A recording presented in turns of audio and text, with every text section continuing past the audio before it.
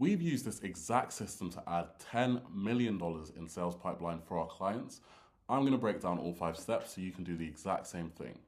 What happens when you implement this correctly? RLMPR added 850K in 9.5 months. Whisper Interactive, 100K plus in 83 days. Jelly Communications, $2.4 million sales pipeline in 90 days. We've secured conversations with Disney, the BBC, Prada, the FT, Fortune.com, Fashion Nova, and many others. Why do most agencies fail at cold email? Well, number one, infrastructure gaps, right? So they skip proper email setup and authentication, they skip warm-up, and they expect to still get results. Lack of volume, so agencies send super low volumes or send intermittently, right, whenever the pipeline dries up, and expect to generate outsized results from that. On the converse, spray and pray, so they send super generic messages to everyone, hoping that something's going to stick.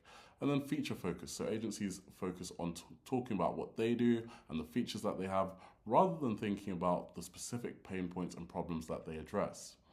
Step 1, targeting an offer, right?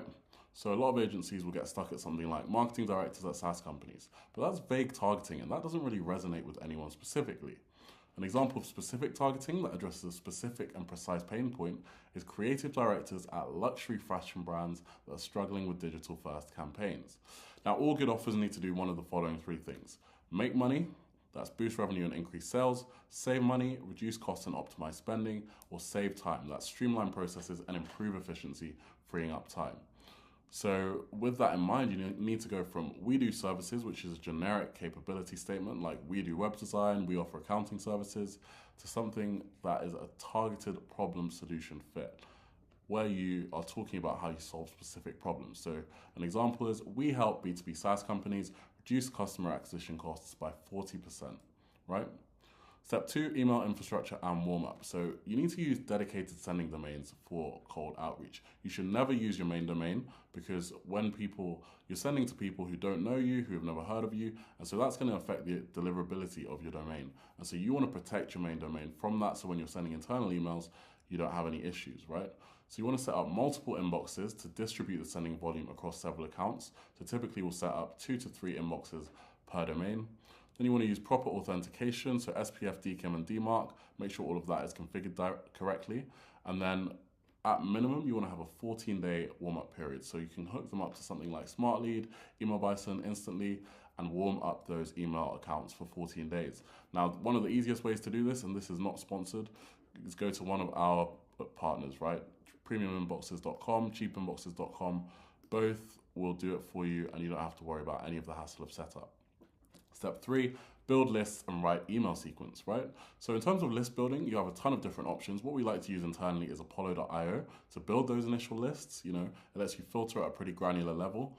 From that, we'll take that into clay.com, and at that point, that's where we'll do additional enrichment and list scoring, right? So we can score people at both the prospect level to see how good are they in terms of fit, in terms of their job title, etc., but also at a company level in terms of how good a fit is this company for us to reach out to. You want to verify every email address, so we use debounce for that, and then find missing emails, right? So you might verify the email addresses, some of them were invalid, or some of them might not have had an email in the first place.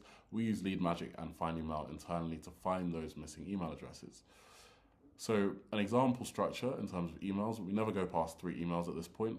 A lot of the time it's 2, but email 1, you might go with a value first observation, right? So you want to lead with an insight and not just go straight into your pitch.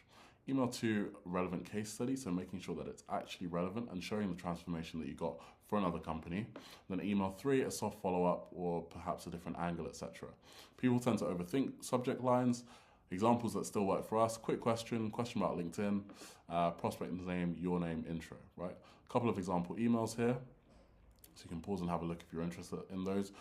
This is an example of email 1 and 2, but you could swap these around quite easily.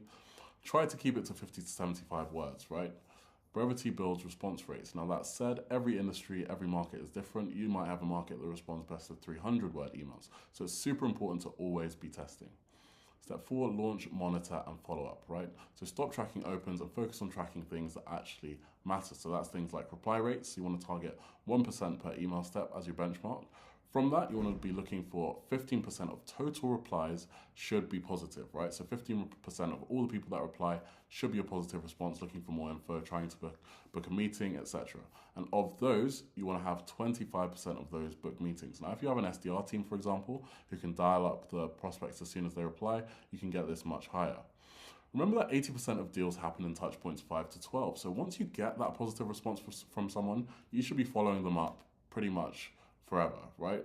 And so the best way to automate this is to have subsequences in Instantly or Smartly or whatever your sending tool is that will automatically follow someone up once you put them into that subsequence, and so that they can be followed up until they book a meeting or give a response.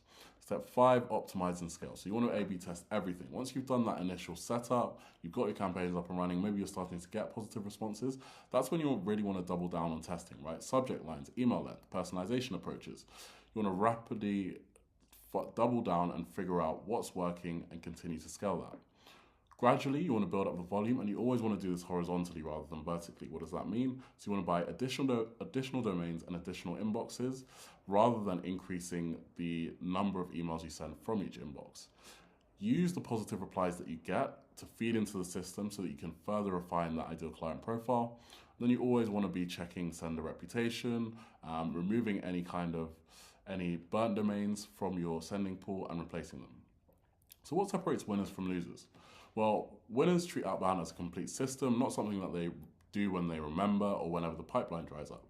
Winners focus on adding AI and human intelligence and combining them so that they can have genuine human insights about prospects, but do that at scale. Winners focus on problem solving versus pitching, right? So they focus on solving specific problems rather than just pitching generic services, as I mentioned earlier.